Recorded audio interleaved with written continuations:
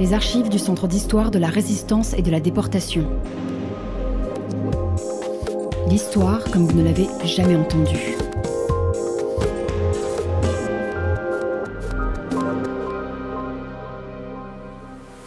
Afin de faire découvrir au public cette exposition inaugurée fin septembre 2020 et refermée fin octobre lors du second confinement, l'équipe du Centre d'histoire a imaginé de faire appel à la compagnie Novecento pour mettre en voie les textes et les documents présentés. Discours, écrits personnels de soldats, récits d'anonymes ou de personnes célèbres, œuvres littéraires contribuent ainsi à faire revivre cette atmosphère si particulière de la veille et du lendemain de la défaite et de mieux comprendre les événements de mai et juin 1940. 6 épisodes qui tous présenteront successivement les points de vue de la classe politique, des militaires et des civils devraient vous permettre de mieux comprendre ce moment charnière de l'histoire de France.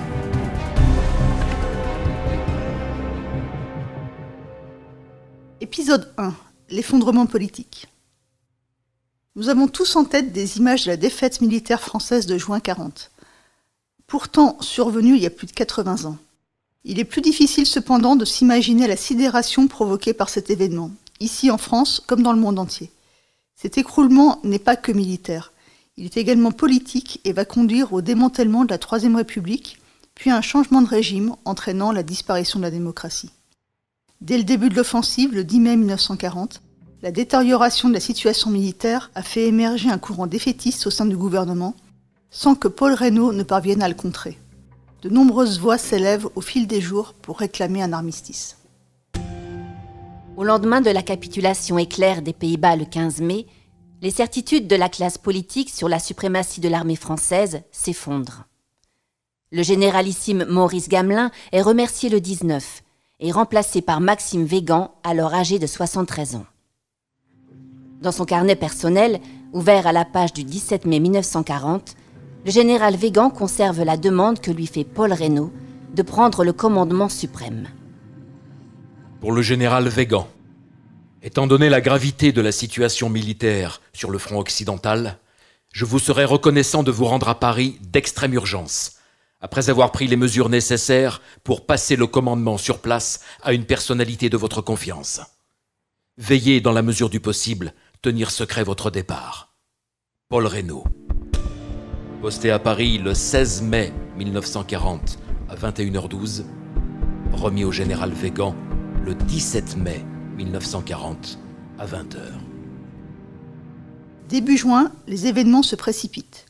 Le 10, l'Italie déclare la guerre à la France, épisode aujourd'hui mal connu, mais perçu comme un coup de poignard dans le dos par les contemporains. Le gouvernement quitte Paris le même jour pour se réfugier en Touraine, mais dès le 17 juin, c'est à Bordeaux qu'il doit fuir, tant l'avancée allemande est rapide. Partisans de la poursuite des combats, depuis les colonies d'Afrique du Nord, et partisans d'une demande d'armistice s'affrontent violemment. Déchiré, Paul Reynaud démissionne le 16 juin, c'est alors le maréchal Pétain, héros de l'autre guerre, qui prend la tête du gouvernement. C'est depuis Tours et ses châteaux environnants, où le gouvernement français et son administration se sont repliés, que Paul Reynaud accepte la proposition du général Weygand de déclarer Paris, qu'il juge indéfendable, ville ouverte. Nommé gouverneur militaire de Paris le 13 juin, le général Henri Dance, chargé de remettre la capitale à l'ennemi, rédige le jour même un avis aux habitants, leur demandant de conserver sang-froid et dignité. Avis aux habitants de Paris. Paris ayant été déclarée ville ouverte, le gouvernement militaire invite la population à s'abstenir de tout acte hostile et compte qu'elle conserve le sang-froid et la dignité qui s'imposent dans ces circonstances. Président de la Chambre des députés, le maire de Lyon, Édouard Herriot, a suivi le gouvernement dans son exil et se trouve donc à Bordeaux quand il apprend que les troupes allemandes sont aux portes de sa ville. Il fait alors en sorte qu'elle soit déclarée ville ouverte pour épargner la population civile. Au cours de ces journées de grande tension, Édouard Herriot tient son journal et y consigne heure par heure l'avancée des troupes allemandes. Il y relate notamment les événements de la nuit du 17 au 18 juin, au cours de laquelle il reçoit un appel téléphonique du préfet Émile Boller, lui demandant de déclarer Lyon ville ouverte. Il doit alors aller réveiller le maréchal Pétain, président du Conseil depuis le 16 juin, pour recueillir son autorisation. La situation est urgente. Rien n'est prêt pour défendre la ville. L'objectif est d'épargner la population en évitant les bombardements. Mardi 18 juin 1940, minuit et demi. Coup de téléphone de Boller, préfet du Rhône. On va défendre Lyon, donc le faire bombarder. On doit détruire 38 ponts. Il faut obtenir à tout prix que Lyon soit déclarée ouverte. Le général Hartung ne s'y oppose pas car Lyon ne peut tenir qu'1 heure. Je cours à la préfecture du Conseil. Aucun bureau ouvert. Un lieutenant se poste, un aspirant, 2 soldats, 2 gardes mobiles. Personne au ministère de la Défense nationale qui est dans le même immeuble. Impression d'un pays mort. C'est lamentable. L'alerte me pousse dans une cave sans lumière. Pas moyen d'avoir une adresse.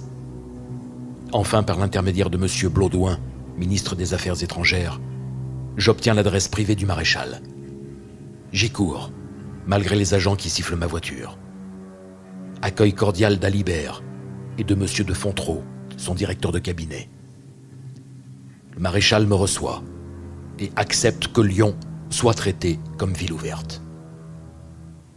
Je dis adieu à Boller et lui confirme par télégramme la décision prise.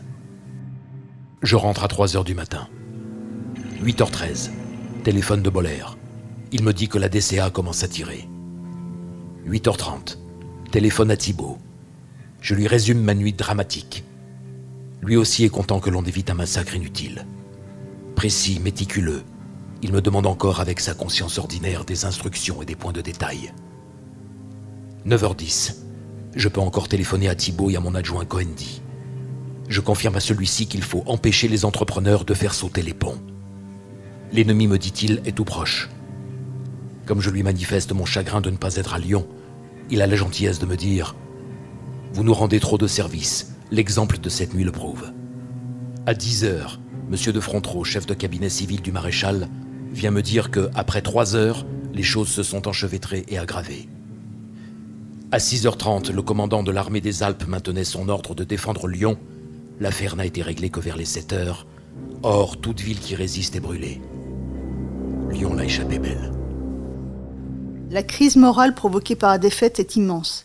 Les Français sortent de l'épreuve meurtris et totalement ébranlés dans leur conviction d'être une grande puissance. Ainsi, la cessation des hostilités étant acquise, c'est presque avec soulagement qu'est accueilli le vote des pleins pouvoirs par l'Assemblée nationale le 10 juillet 1940. L'un des premiers actes pris par Pétain, en tant que chef du gouvernement, est de prononcer un discours à la radio le 17 juin 1940, dans lequel il annonce que la France doit cesser le combat. Français, à l'appel de Monsieur le Président de la République, j'assume à partir d'aujourd'hui la direction du gouvernement de la France. Sûr de l'affection de notre admirable armée, qui lutte avec un héroïsme digne de ses longues traditions militaires contre un ennemi supérieur en nombre et en armes, sûr que par sa magnifique résistance, elle a rempli son devoir vis-à-vis de nos alliés, sûr de l'appui des anciens combattants que j'ai eu la fierté de commander, sûr de la confiance du peuple tout entier, je fais à la France le don de ma personne pour atténuer son malheur. En ces heures douloureuses, je pense aux malheureux réfugiés qui, dans un dénuement extrême, sillonnent nos routes. Je leur exprime ma compassion et ma sollicitude. C'est le cœur serré que je vous dis aujourd'hui qu'il faut cesser le combat.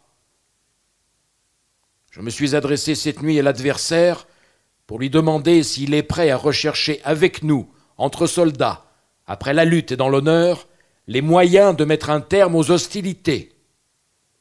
Que tous les Français se groupent autour du gouvernement que je préside pendant ces dures épreuves et fassent taire leurs angoisses pour n'écouter que leur foi dans le destin de la patrie. Plus que l'avènement d'un homme providentiel, c'est celui d'un nouveau régime autoritaire, patriarcal et conservateur qui est scellé.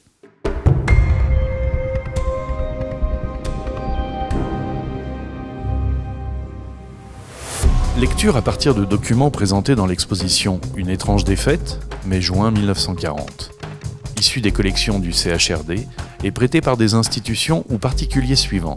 Le service historique de la Défense, Vincennes, les archives municipales de Lyon, le musée de la Résistance et de la déportation de Besançon, les archives Irène Nemirovsky, IMEC, Saint-Germain-la-Blancherbe, le musée de la Libération de Paris, musée du Général Leclerc, musée Jean Moulin de la ville de Paris, les éditions Talendier, Marie-Thérèse Morat, réalisé sous la direction d'Isabelle Rivet, directrice du CHRD. Voix Nadia Larbiouen, Isabelle Rivet et Franck Adrien. Musique Pierre Demange. Réalisation Thierry Delix. Direction artistique Céline Fayet.